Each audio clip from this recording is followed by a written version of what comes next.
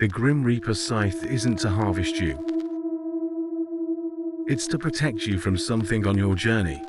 There is no fear as potent as the fear of the unknown.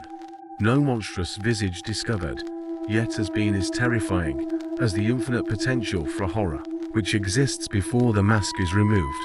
That is why we humans, in our naive misunderstanding of the universal order, are gripped by the mortal fear of death. We think it the final frontier, the greatest imaginable unknown from whose penumbral shores no traveler may return. And so we cling desperately onto even the most dreary and anguished lives, suffering any known evil over our release into the beyond. But death is not to be feared, because death is very well understood. We have witnessed it, caused it, measured and recorded it to the last dying spasm of neuronal flickering. Even as I lay dying, it seems silly to me that I should be afraid of the emptiness which reason promised to expect. While I was alive, I wouldn't experience death, so there was no reason to be afraid now. When I was dead, I wouldn't be capable of experiencing anything, so fear still had no cause. That thought brought me great comfort, as I felt the last erratic struggle from my heart against the inevitable conclusion I approached. It wasn't until I was finally drifting off to sleep that a final intrusive doubt bubbled in my brain. What if it isn't death which is to be feared? What if it is what lies beyond? And so troubled did I slip beyond mortal understanding, stepping into a world as far forsaken by reason as I was now from life. I was still in the hospital room, but the bustle of nurses and the beeping machines lost their opacity as though I was mired in swiftly descending dusk. It seemed as though every sound was an echo of what it once was, every sight a reflection. With each passing moment, the world was becoming less real, but all that sight and sound, all that being, it wasn't simply disappearing. It was transforming into a figure beside me.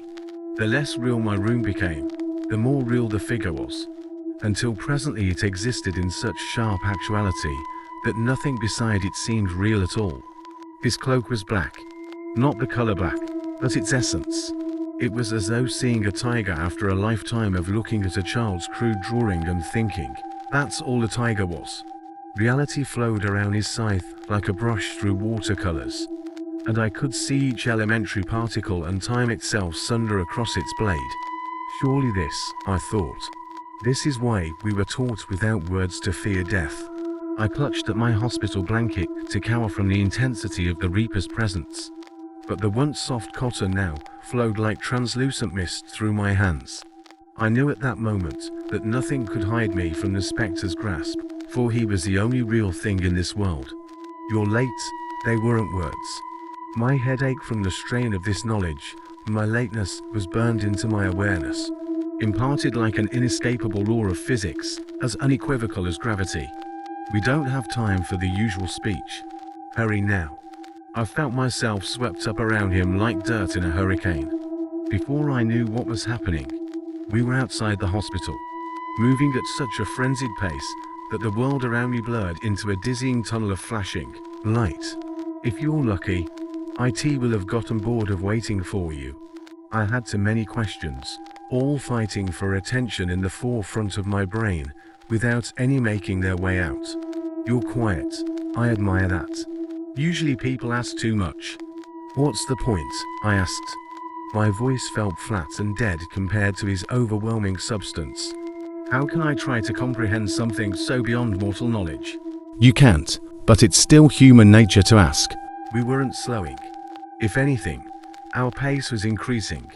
I wasn't running, or flying, or anything of that nature. It was more like the rest of the world was moving around us, while we stood still. A vague darkness and a heavy damp smell made me guess that we'd gone underground, but I couldn't say for sure. One question then, I asked. What else is here besides you? And that is why questions are pointless. Death is not a place, or a person. It's all there is. Troubling thought, but made more so by their growing howl, which began reverberating the rocks around me. We still seemed to be descending into the earth, and the air was growing warmer and denser now. The sound continued to mount, as though the world itself was suffering. Then what is IT? What I'm here to protect you from. The rock split from a flash of his scythe, and the ground opened further into a sprawling cavern dominated by a subterranean lake. But I thought you said you were all there is. No, I said death was all there is. We weren't moving any longer. Light glinted off the scythe from some unseen source and streamed into the lake like a tributary. Once inside, the light didn't reflect or dissipate, but swirled and danced like luminescent oil. I thought you were death. Death is not a person. The light was taking a life of its own inside the water. The still surface began to churn with the enigmatic energy. It took my scattered mind a long while to realize that I was the energy flowing into the lake. I still felt tangled up with the figure, but we now existed as a beam of light boiling into the water. I knew I wouldn't understand, but that didn't stop me from feeling frustrated. If death is all there is, then what is IT? What was waiting for me? The water pressed in around me, and I couldn't speak. Although I could still draw breath somehow. IT is here. Something was in the water around me. Hands grabbed me by the legs and began dragging me downward. I was amazed to even discover I had limbs again.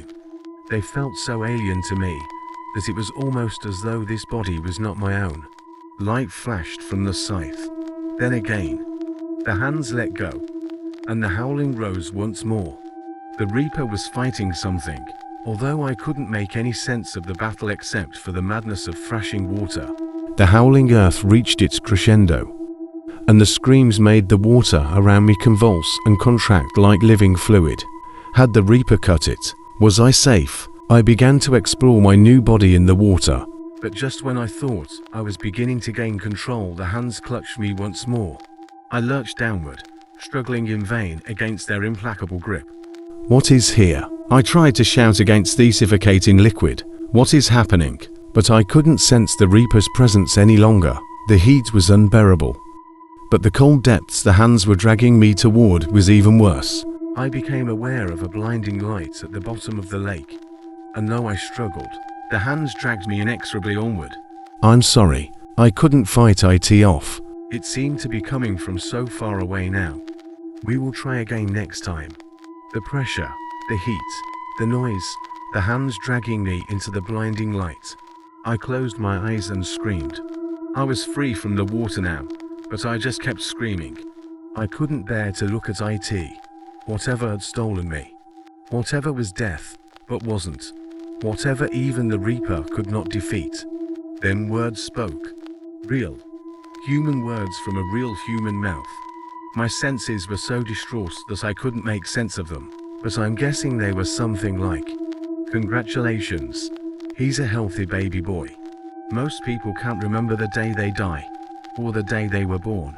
I happen to remember both, and I know that they are the same.